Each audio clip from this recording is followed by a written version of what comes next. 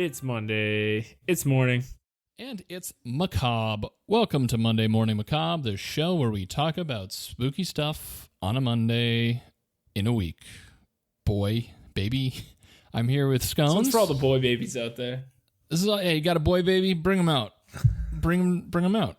It's a Monday. That's boy baby day. Scones and Darcy. I am Darcy. That is Scones. I am Scones. You are 18 to 27-year-old. Is that our demographic? Have you done the research? Based off analytics. And you like listening to creepy stuff, so welcome. And anyone else, get out of here. If you're over that age or under that age. We're very strict about our demographics. So we're still slowly falling into a pit of lava alligators. We're getting close. Boy, is it getting hot. Am I sweating? We should have like a telethon to raise money to get us out of here. Raise money to get the band better equipment, but not us out of the rope that is descending us into the alligator pit. I mean, they do good work. The band does amazing with what they got. Yeah, they've got gum and paper clips, and they're putting it all together for us. If you haven't heard the show, one of us brings a spooky little tale, event, creepy thing to the other one, and the other one consumes it entirely. And we all learn something at the end of the day. And every now and then, Droopy Dog shows up. Yeah, and that he kind of shows up. And today, surprise, surprise, I, Darcy, will be presenting Scones. You're the Macabrista. With a tale, the Macabrista, bringing you a spooky brew today. Today's episode is I said that sentence like I was about to do an ad. Today's episode not an ad. is brought to Today's you by... episode is brought to you... by us, Scones and Darcy. By our own... No. Fan of the show, Skeletra, on Twitter, sent us an interesting little ditty. Ooh, I think she's like a long-time listener, long-time caller. Long-time caller. Second time she's actually sent us things. I believe I shouldn't take a guess. I'm pretty sure she did the Laveau. Yes, she did. That was my off the top of my dome, but that is. So this is her second. Shout out to you, Skeletra. If she gets 8 more, she gets a jacket. Yeah, 8 more, she gets a free coffee. Yeah, the 10 Macabre Club. Yeah, she gets the 10th punch on her Macabre punch card. We got a great show for you tonight. Tonight, Scones, this morning, we're going to be discussing the Cecil Hotel. The Cecil Hotel? The Cecil Hotel. Band play it in.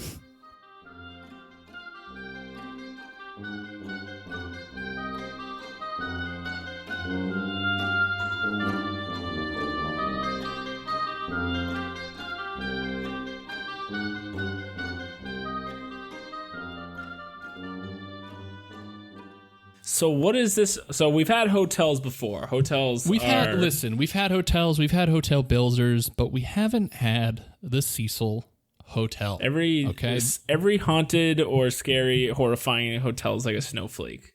They're all unique. They're all unique in their own way. The Cecil is probably the most haunted building, or known as one of the most haunted buildings in America. Oh, dang. It has an insane history of spooky, scary occurrences, and I'm going to take you through them because that's my goddamn job. All right? Sounds sick. So, the Cecil Hotel. The hotel was built in 1924 by William Banks Hanner. All right? He was a hotelier. Hotelier? Which...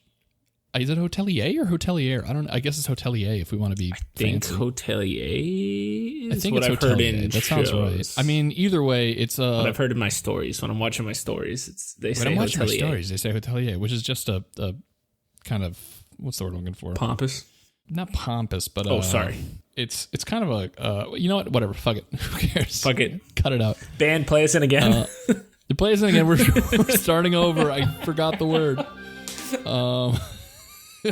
Anyway, so the hotel was constructed with the intent of it being a place for international business people and social elite to come and spend the night. And what'd you say?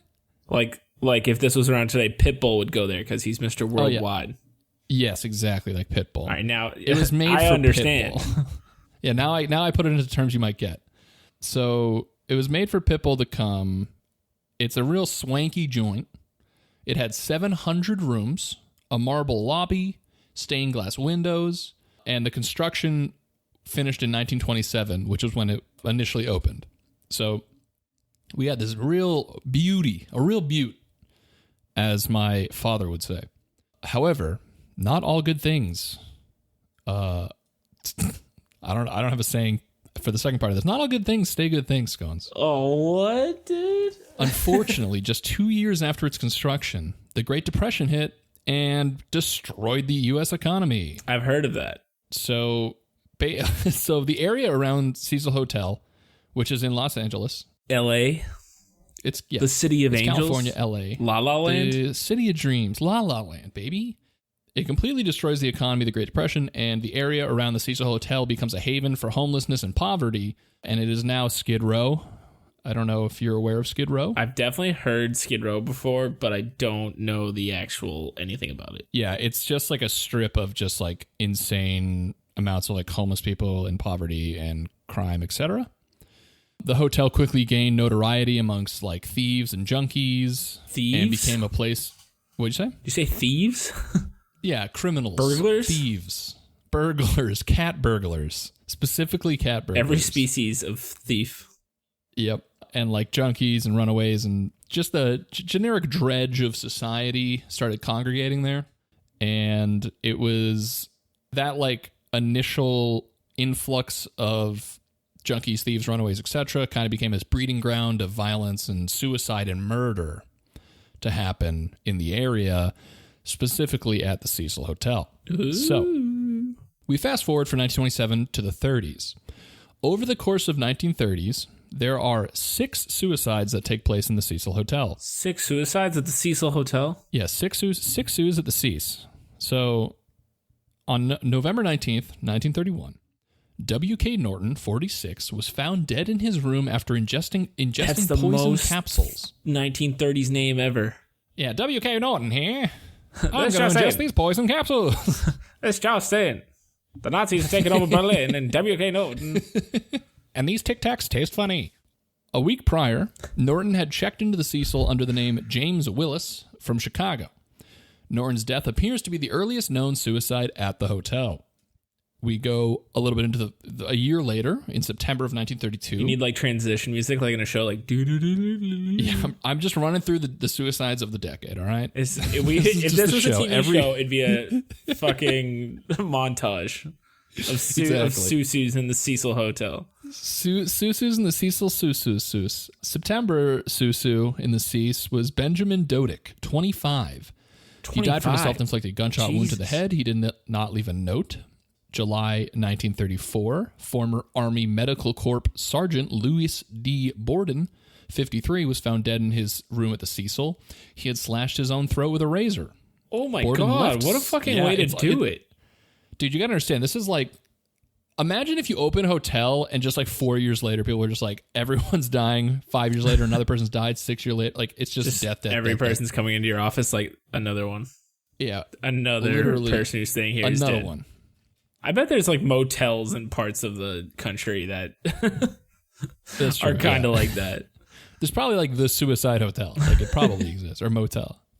March 1937, Grace E. Magro fell from the 9th story window. Her fall was broken by telephone wires which wrapped around her body.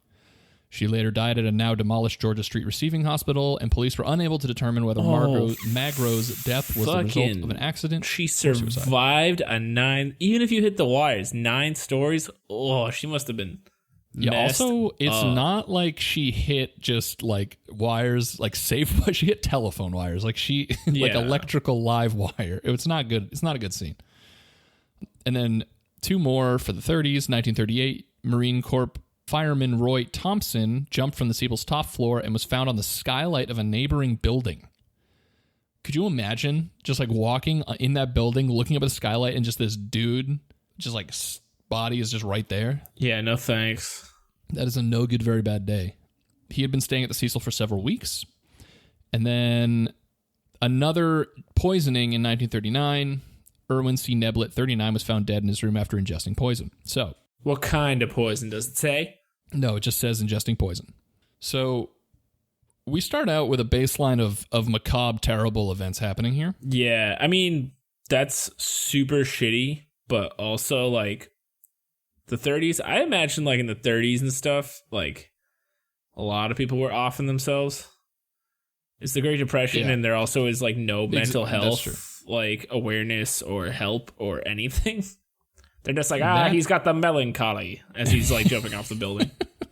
It's like pretty bad back then. The melancholy. Yeah, no, that makes a lot of sense. So the Cecil may just be a bad time coinky-dink, but as we get more into it, stranger and stranger things start to happen. Okay. Yeah, okay, all right. So 1940s, you got 3 more. Another ingestion of poison by Dorothy Schuyger, 45, ingested poison. September 1944, Dorothy John Purcell, 19, was sharing a room with Cecil with her boyfriend, shoe salesman Ben Levine, 38. Purcell... Wait. Like, wakes up in the middle of the night. Okay. She didn't want to disrupt the sleeping Levine, so she goes into the bathroom and gives birth to a baby boy. She didn't know she was pregnant, she claims. She's like, I had no idea. What? She gives birth to a baby boy. And then, this is really dark, she then throws the child out of a window. Oh my... Wait. So that whole story is riddled with so many questions.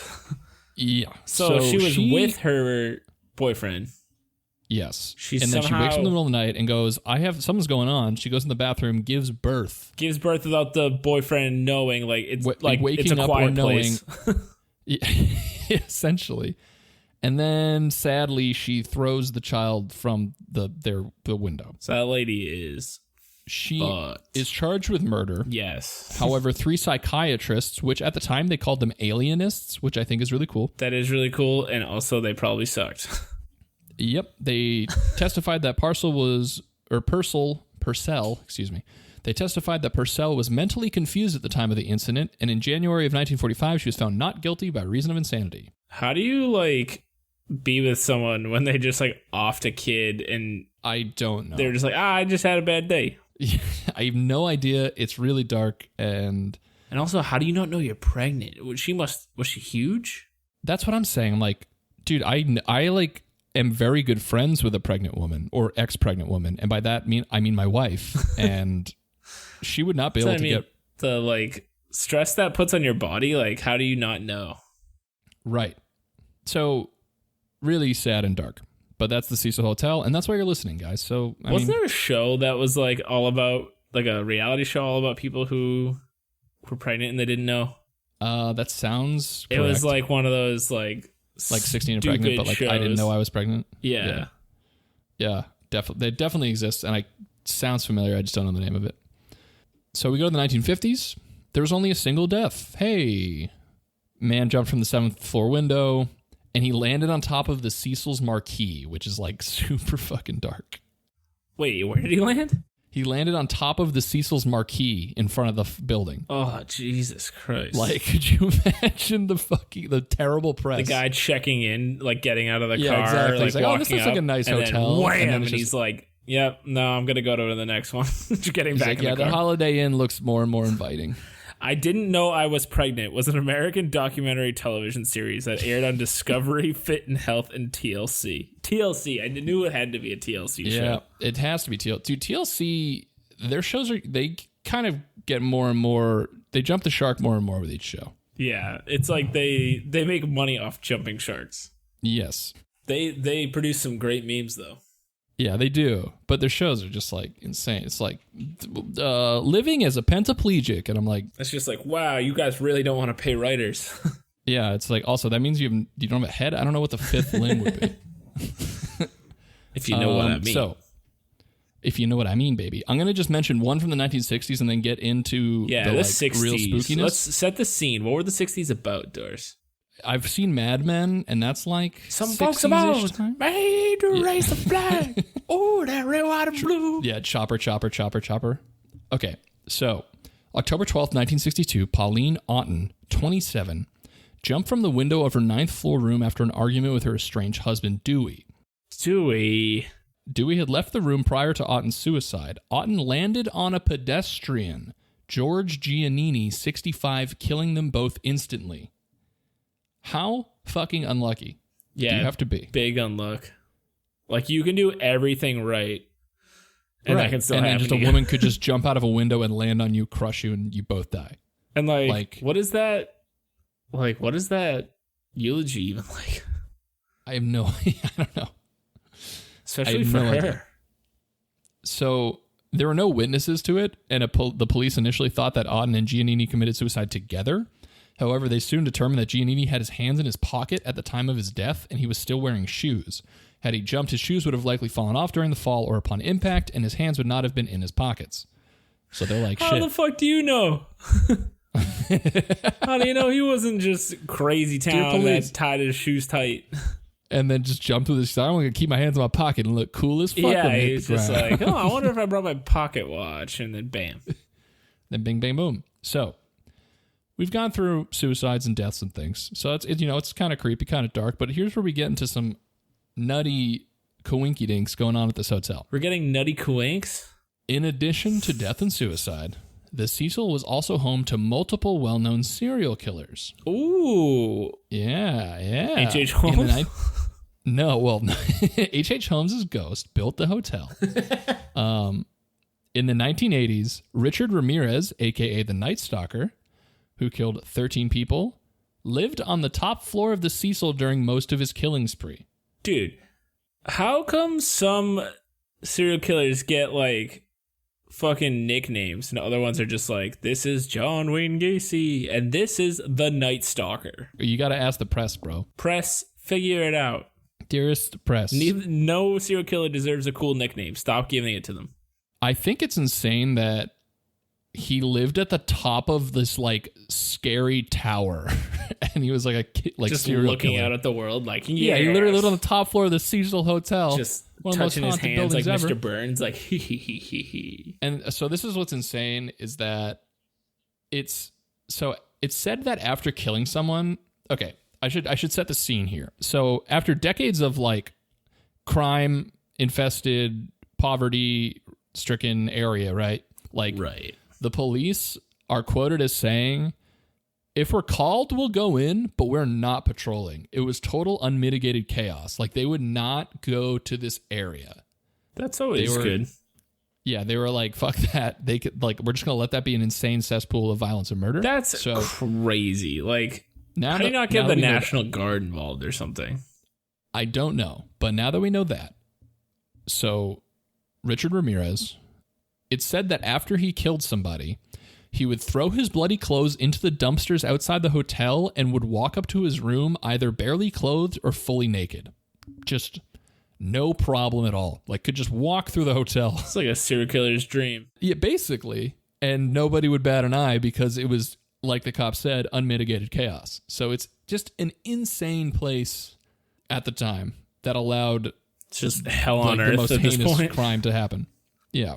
So after Ramirez, after his killing spree's over and everything, in 1991, we got Jack Unterweger. Oh, Jackie Unterweger, an Austrian serial killer. He's a serial killer? Yeah, another serial killer. Did he have a nickname? I don't think so.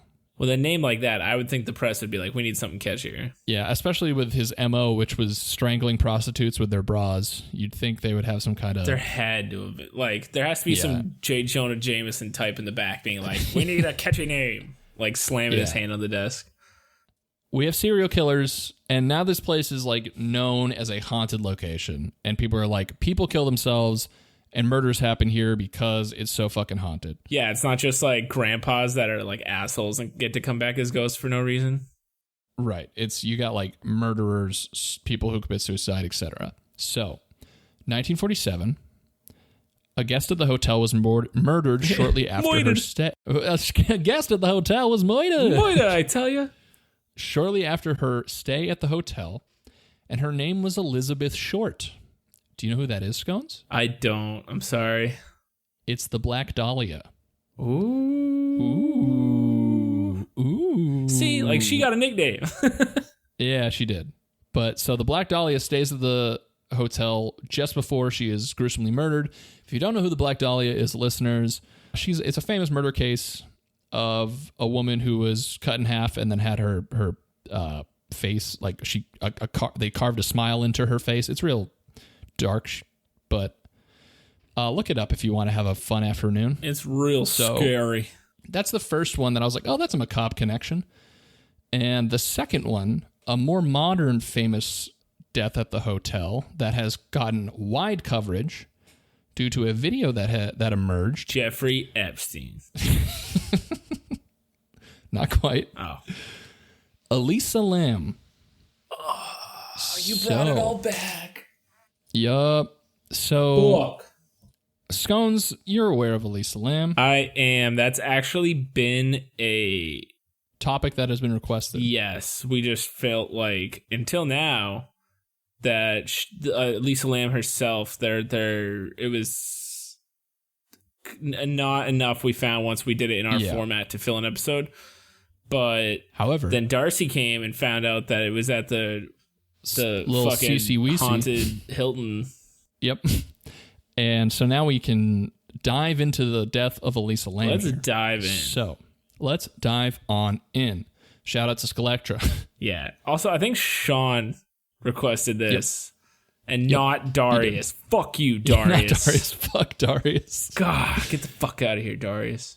So Elisa Lam is a woman who is traveling abroad from British Columbia, and she tells her parents that she will contact them every day while she is traveling abroad so that they know she's safe, etc. This is in 2013, this takes place, January 31st, 2013.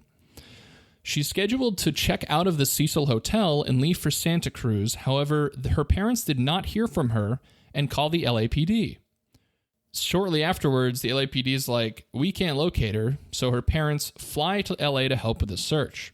The police talked to the hotel staff who saw Lam that day and said she was alone. And then outside the hotel, Katie Orphan, a manager of a nearby bookstore, said she saw her and that she was outgoing, very lively, and very friendly while getting gifts to take home to her family. So Orphan tells CNN that she was talking about what book she was getting and whether or not what she was getting would be too heavy for her to carry around as she traveled. A book that was too heavy? Yeah, so Katie Orphan's the manager of the bookstore. The Necronomicon? Why? I don't know. Yeah, I have no idea. Because that'd be so on brand. It would be on brand and fucking terrifying. So police search the hotel to the extent that they legally can because they technically don't have a full warrant or anything because they don't have any reason to assume she is like in trouble. Yeah, you don't just go like banging on cop. That's not how the police work. They bring dogs through the hotel, and including one on the rooftop, but the canines were unsuccessful in detecting her scent. Sergeant Rudy Lopez does say that we didn't search every room because we did not have probable cause to believe that a crime had been committed. Jeez. Wait, I have a question at this point. Is this still like the shittiest part of LA at this point? It's still not great. And she just like didn't know because she's from Canada and she's like, everybody's nice where I'm from, eh?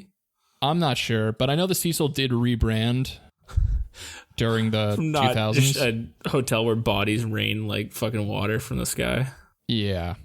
In 2011, it attempted to rebrand, and it called itself Stay on Main Hotel. So at this point, it had been rebranded, so maybe the terrible macabre past has kind of shed its skin, maybe she wouldn't have known about it. Right. So February 6th, a week later, a week after Lam had been last seen, the LAPD decided more help was needed. Flyers with her image were posted in the neighborhood and online, and it brought the case to the public's attention. After another week with no sign of Lam, the LAPD released a video of the last known sighting of her taken in one of Cecil Hotel's elevators by a video surveillance camera on February 1st.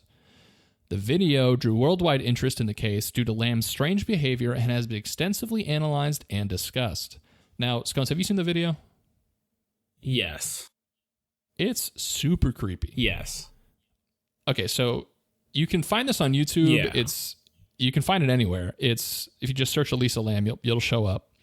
But she is appearing to it seems like she's being chased or someone is looking for her because she's standing in an elevator with the doors open in the elevator. And the video is taken from the CCTV footage of inside the elevator. And she's like peering around, looking very frantic and like kind of hiding in the elevator. And every now and then she'll like peek her head out and look. Yeah, the whole thing's super creepy. Suspect. It's super, super creepy. So the video becomes this like blows up, and everyone's like, whoa, this is like a super scary, terrifying video. And all these theories come out. The video was shared to a Chinese video sharing site, Youku, where it got 3 million views and 40,000 comments in its first 10 days. Jesus. And then there have been several theories that have come out to explain her strange actions in the video. Yeah, I've seen a good amount of like theories as to why she was freaking out. Right.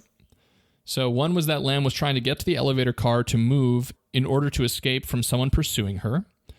Others suggest that she might be under the influence of ecstasy or some other party drug. And then it eventually surfaces that she had bipolar disorder, so some believe that she was having like a manic psychotic episode, basically. I should go ahead and say at this point that is the last known footage of Elisa Lam. About a week into the investigation, hotel guests start to report that their water is like low pressure in their showers and like it's weird. And some are reporting like weird color coming from the water. So the hotel investigates and they go up to the roof of the hotel where the water tanks are, and they open up one of the water tanks and find her body. So she's found in the water tank. However, the cause of death it's hard for people to figure out how she got in there, basically, because the investigation determined that she died, but it did not offer an explanation like how she got into the tanks. The doors and stairs that access the hotel roofs are locked, with only staff having passcode and keys, and any attempt to force them open would supposedly have triggered an alarm. That said, there is a fire escape she could have used that would allow her to bypass these security measures. However, there's still more of a problem because the 4 water tanks are 4 feet by 8 feet, and they're propped up on concrete blocks. There's no fixed access to them, and hotel workers had to use a ladder to look at the water. So, like, they could not have gotten up there by themselves without the help of a ladder. So, big question is, how did she even get in the tank? Second, what was going on in that video on the elevator? And then third, the water tanks have like these huge, heavy lids on them, and it's totally unexplained how she could have opened the lid to actually get into the water tank to begin with. So that's the mystery surrounding the death. And then some people argue that she's attempting to hide from a pursuer, and that's perhaps how she managed, like why she got into the water tank to begin with. Right, but you don't just... I mean, does a water tank fill all the way to the top? Like, how would she die? Right. Well, that's another point. Is that like, yeah, she would be floating in the water. It's possible. I mean, the tank she could have got in and not been able to get out, and then just drowned from exhaustion, etc. But there's just a lot of strange unknowns to the case, and a lot of theories going around. And then some people attribute it to the haunting of the Cecil Hotel, and that she was being either possessed or haunted by spirits of the hotel. But if you watch the video, it is truly a creepy video. It doesn't look like everything's okay or that she's acting normally. No. I mean, I think my best guess would be the psychotic break type thing, like the manic episode. Because she's acting so strange. It's very not like...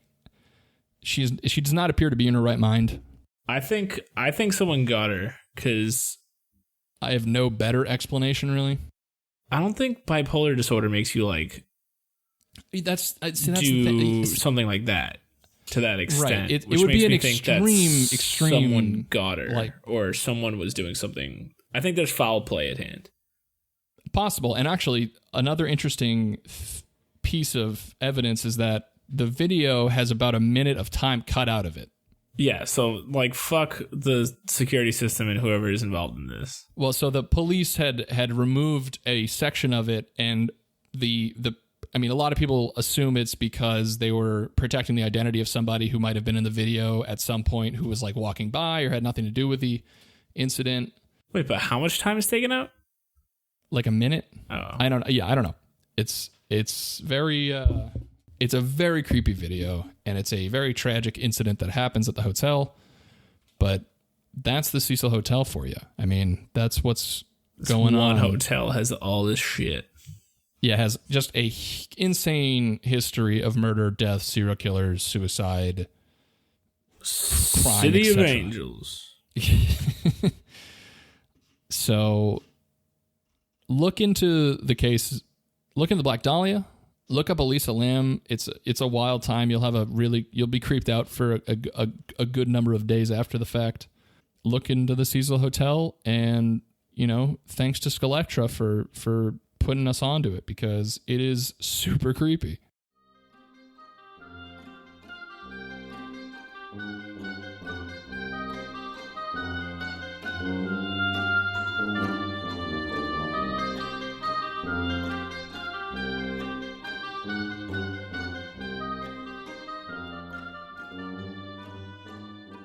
So that's all the Cecil Hotel things I've got. Well, I won't be checking in there soon. So, Scones, I've booked us a trip. Oh my God, Ellen, you didn't. Ellen, you should. That would be a good podcast. Where it'll be like Ellen, but instead of giving people like super fantastic gifts, we're just make their nightmares come true. Yeah. A free bag of murder hornets. Oh my God, you one of the Macabre boys, you didn't. So that's the Cecil. I'm Darce. That's Scones. And this was Monday Morning Macabre. Such a fucking cheesy dumb outro. Yeah, such a lame outro. Hey guys. Band, play us out. Band, play us out. Wait, follow us on socials. We just got a head nod from the band to let us in on... follow us on Twitter, Macabre Pod. Follow us on Instagram, Monday Morning Macabre. Follow us on... go to our website. Fucking do whatever. Like, comment, subscribe. Yeah, jam your finger bones. Subscribe to that button so hard. And tell your friends. And thank you again to Skeletra for the information and the Cecil Hotel. She provided a source because she's a sweetheart. Wait, what's the source? Oh, that's a fucking great point. She's provided us a source, allthat'sinteresting.com. It has an article all about the Cecil Hotel. That's where I got a good amount of this information. Also, I watched that American Horror Story season, which is fucking based off this. So.